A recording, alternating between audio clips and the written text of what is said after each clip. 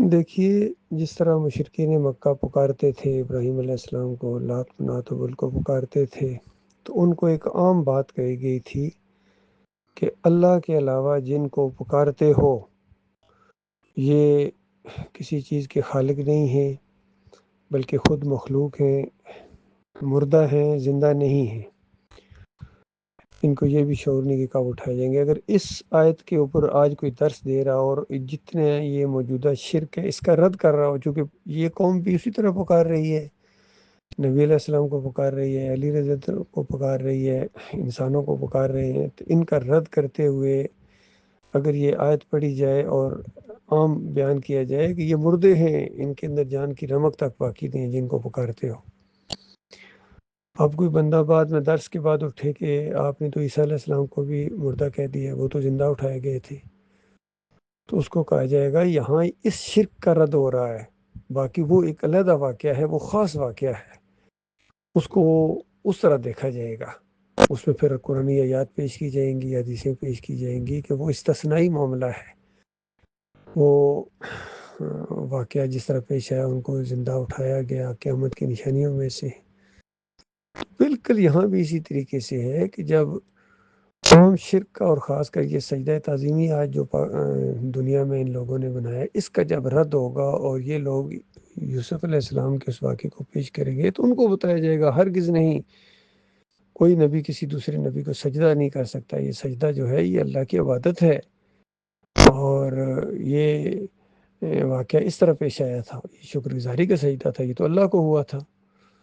تو یہ ان لوگوں کے لیے ہے۔ باقی وہ جو دوسرا واقعہ خاص واقعہ ہے ملائکہ والا، وہ جب کوئی پوچھے گا تو اس کا جواب اس طریقے سے دیا جائے گا۔ بالکل یہی انداز اختیار کیا ڈاکٹر عثمانی رحمۃ اللہ علیہ نے، کہ وہ والا واقعہ بیان کیا تو بڑی تاکید بھی کی کہ دیکھو بڑی سنبھل کے، یہ ایک ٹھگ ہے، ابلیس ہے، یہ تمہارا دشمن ہے، پوری زندگی تمہاری دشمنی کرے گا، میدان محشر میں بھی تمہارے خلاف بولے گا، تمہاری دشمنی کرے گا، تو اس سے بچ کے رہنا، زیادہ اکڑ پھون نہ دکھاؤ، دھیرے دھیرے اللہ کی عبادت میں لگے رہو۔ تو اس انداز سے پھر اس کو بیان کیا کہ اللہ نے جو حکم دیا، 7 جگہ حکم موجود ہے، اور یہ حکم کیوں دیا کہ اصل میں یہ پریشانی کا باعث بنتی ہے چیز، تو اس پر ڈاکٹر صاحب رحمۃ اللہ کہہ رہے اللہ جانتا ہے، اس چیز کو اللہ نے نہیں کھولا ہے، یہ اتنا بڑا معاملہ ہے کہ ہماری عقلیں وہاں تک گویا جا ہی نہیں سکتی ہیں، جس طرح تقدیر کے معاملات ہیں، اور پھر اللہ عرش پر ہے، ہمارا ایمان ہے، لیکن کس طرح ہم نہیں سمجھ سکتے، اس لیے سمجھایا ہی نہیں گیا ہے، جو ہماری عقل سمجھ ہی نہیں سکتی ہے، یا ہمارے اس امتحان کا اس انداز سے حصہ نہیں ہے، اس کو زیادہ نہیں بیان کیا گیا ہے۔ برزخ کے معاملات کو اور اس طرح کی چیزوں کو، تقدیر کے معاملات کو،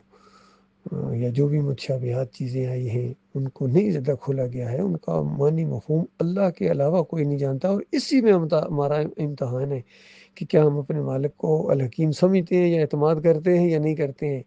تو مالک نے اس کی تشریح اور اس انداز سے اس کی نوعیت اور کیفیت نہیں بیان کی ہے، تو یہ کیوں بیان کرتے ہیں بتائیے؟ اسی لیے ڈاکٹر صاحب کا یہاں فتویٰ ہے، وہ عالم دین ہے۔ یہ آج میں نے ایک مضمون بھی اپلوڈ کیا ہے اس کے اندر کہ عالم دین کو معمولی نہ سمجھو، یہ اللہ نے نظام ہی اسی طریقے سے بنایا ہے کہ علماء کے ذریعے، انبیاء کے ذریعے یا انبیاء کے ماننے والوں کے ذریعے دین کی علم کی باتیں عام انسانوں تک پہنچیں گی۔ وہ علماء اگر صحیح پہنچائیں گے ان کے بہت اونچے درجات ہوں گے، اور وہ علماء اگر ڈنڈی ماریں گے پھر یا دین کو کمائی کا ذریعہ بنانا شروع کر دیں تو ان کے اوپر لعنت بھی پھر اسی طریقے سے برسے گی۔ یہ معاملہ یہ اللہ نے انداز اختیار کیا ہے۔ کتنی آیتیں قرآن کے اس میں نے پیش کی ہیں، حدیث کتنی واضح ہے علماء کے بارے میں۔ تو اب پھر یا تو یہ بتائیں کوئی ایسا عالم دین آج اگر دنیا میں موجود ہو جو ڈاکٹر عثمانی رحمۃ اللہ علیہ زیادہ فہم و فراست والا ہے، تو لاؤ میں اس کو مانوں گا یا اس سے ملنے کی بھی کوشش کروں گا۔ میں تو دعائیں کرتا ہوں یا اللہ کو ایسے علم والے لوگ ہمارے ساتھی بنا، مجاہد قسم کے لوگ ہوں۔ باقی جو صرف باتیں بنائیں وہ باتیں بناتے رہیں، اللہ ان سے نپٹ لے گا، نہ کام کرتے ہیں نہ کرنے دیتے ہیں، یہ بہت بڑا مسئلہ ہے۔ تو اس انداز سے بھی ذرا سوچیں۔